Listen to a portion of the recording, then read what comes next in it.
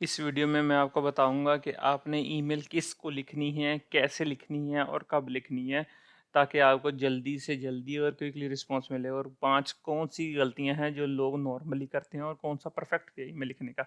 तो आपने ईमेल कैसे लिखनी है, ये सबसे कॉमन क्वेश्चन है कि आपने ईमेल लिखनी है और आप चाहते हैं कि जल्दी से जल्दी आंसर आ जाए, लेकिन आपको कोई आइडिया नहीं है कि आपने ईमेल कैसे लिखनी है। हम इसको डिस्कस करेंगे। कब ईमेल लिखनी है ताकि आपको बहुत लंबा वेट ना करना पड़ा है, कि ऐसा तो नहीं है कहीं कि आप गलत टाइम पे ईमेल लिख रहे हैं और एम्बेसी उस वक्त बहुत ज़्यादा बिजी है और आपको आंसर नहीं मिल रहा। और क्या आप सारी इन्फॉर्मेशन जो एम्बेसी को रिक्वायर्ड है आपको आंसर देने के लिए उसमें ऐड कर रहे हैं। कहीं ऐसा तो नहीं है कि आपकी इन्फॉर्मेशन मिसिंग है और वो इन्फॉर्मेशन एम्बेसी को चाहिए ताकि आपकी रिक्वेस्ट को प्रोसेस कर सके। सो यानी आपने ईमेल लिख दी है, आप अब वेट कर रहे हैं कौन सी मिस्टेक्स हो सकती हैं जिसकी वजह से आपको एम्बेसी आंसर नहीं दे रही।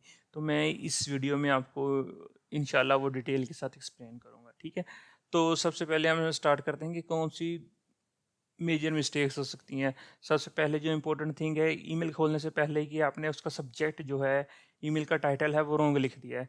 आप किसी पर्पज़ के लिए आप अटेस्टेशन के लिए या आप वीज़ा की अपॉइंटमेंट लेना चाहते हैं और आपने वहाँ पे अपना नाम और डेट ऑफ बर्थ लिख दी है जिसका एम्बेसी से कंसर्न नहीं है। आप उसको स्पेसिफिक बताएं कि आप अपॉइंटमेंट के लिए ईमेल लिख रहे हैं। उसके बाद आपने बहुत लंबी ईमेल लिख दी है जिसका कोई भी पर्पज़ नहीं है। सो इसमें आपने इस चीज़ का ख्याल रखना है कि उसका कोई प्रॉपर सीक्वेंस हो। उसके बाद क्या आपने रिक्वायर्ड इन्फॉर्मेशन जो एम्बेसी को आपकी तरफ से चाहिए कि आपने उसमें ऐड की है, अपना नाम, date of birth, passport number, case number. ये चीज़ें हम इंशाल्लाह नेक्स्ट अगले ऑप्शन में डिस्कस करेंगे, ठीक है। तो क्या आप जिस बंदे से आप कांटेक्ट करना चाहते हैं, जिस पर्सन से आप कांटेक्ट करना चाहते हैं, क्या आप करेक्टली उसी पर्सन को ईमेल लिख रहे हैं या आप वीज़ा सेक्शन में कोई रिक्वेस्ट है और आप उसको एक जेनेरिक ईमेल लिख रहे हैं। और क्या आपकी अटैचमेंट जो है, जो आप डॉक्यूमेंट अटैच कर रहे हैं, क्या वो प्रॉपर फॉर्मेट में है, क्या वो पीडीएफ में है या कोई ऐसा स्टैंडर्ड डॉक्यूमेंट रीडर में है, या वो एक वर्ड की फाइल है जो आप उनको सेंड कर रहे हैं ताकि उनको खोलने में और सॉफ्टवेयर की वजह से कोई इशू तो नहीं आ रहा। सो ये कॉमन मिस्टेक्स हैं। तो आप लोगों ने क्या करना है, आपने सब्जेक्ट जब लिखना है तो इन चीज़ों को ख्याल रखना है। आप वीडियो को पॉज करें, इनको रीड कर लें।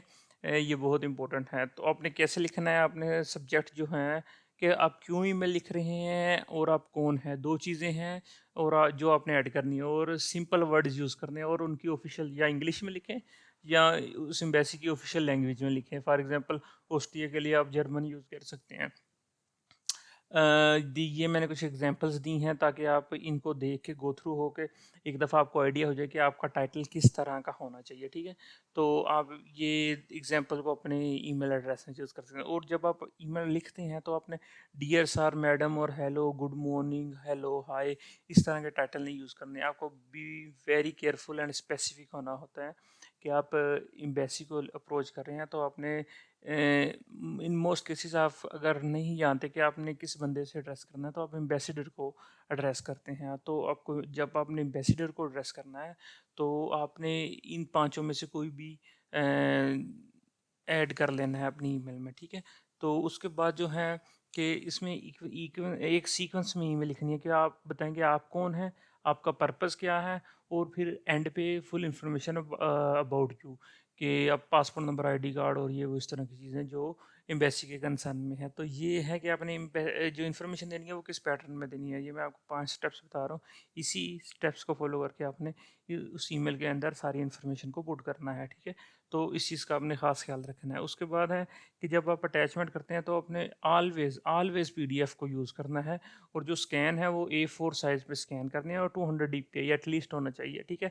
और जो आपकी फ़ाइल है उसको इस फॉर्मेट में लिखना है। आपने नेम, डेट, मतलब पहले नाम और फिर डॉक्यूमेंट की टाइप। ये मैंने एक एग्जांपल ईमेल लिखी है कि आप किस तरह एम्बेसी को एड्रेस कर सकते हैं। तो ये एक सब्जेक्ट, सबसे पहले जो है आप ईमेल में सब्जेक्ट या टाइटल लिखेंगे कि रिक्वेस्ट वेरिफिकेशन, फिर आप अपना लास्ट नंबर लिखेंगे, फिर आप अपना आईडी कार्ड नंबर लिखेंगे। ये आपके पास लेट्स सपोज कि एम्बेसी का केस केस नंबर या नहीं है, आईडी नहीं है, तो आप उस हॉनरेबल एम्बेसडर को एड्रेस करेंगे, ठीक है। तो उसके बाद आप अपना कंसर्न लिखेंगे कि मैं मेरा नाम ये है, मैं इस पर्पज़ के लिए ईमेल लिख रहा हूँ, क्योंकि मुझे वीज़े के लिए डॉक्यूमेंट अटेस्टेशन करवानी है। ठीक है, सिंपल, कुछ भी कॉम्प्लिकेशन नहीं, सिंपल 2 लाइनों की ईमेल। उसके बाद आपने एंड पे ये इन्फॉर्मेशन देनी है कि मेरी डिटेल्स जो हैं वो ये हैं, और एंड पे आपने ये लिख देना है कि मैं एप्लीकेशन फॉर्म और जो है पासपोर्ट कॉपी वो ऑलरेडी अटैच कर रहा हूँ इसमें। तो लास्ट पे अपना नाम और अपना ईमेल एड्रेस लिखें। तो please like and subscribe my channel. Thank you very very much. इंशाल्लाह इसके बाद मैं ईमेल अपलोड करूँगा कि कैसे आप बैंक स्टेटमेंट से बच सकते हैं, कि कैसे आप स्टडी वीज़ा के लिए अप्लाई कर रहे हैं तो आपको बैंक स्टेटमेंट नहीं जमा करवाने की ज़रूरत। ठीक है, तो इंशाल्लाह 1-2 दिन में मैं नेक्स्ट वीडियो अपलोड करूँगा। प्लीज़ चैनल को सब्सक्राइब करें ताकि आपको बिल का नोटिफिकेशन भी क्लिक करें ताकि आपको वीडियो जैसे ही मैं अपलोड करूँ मिल जाए। Thank you very much. अल्लाह हाफिज़।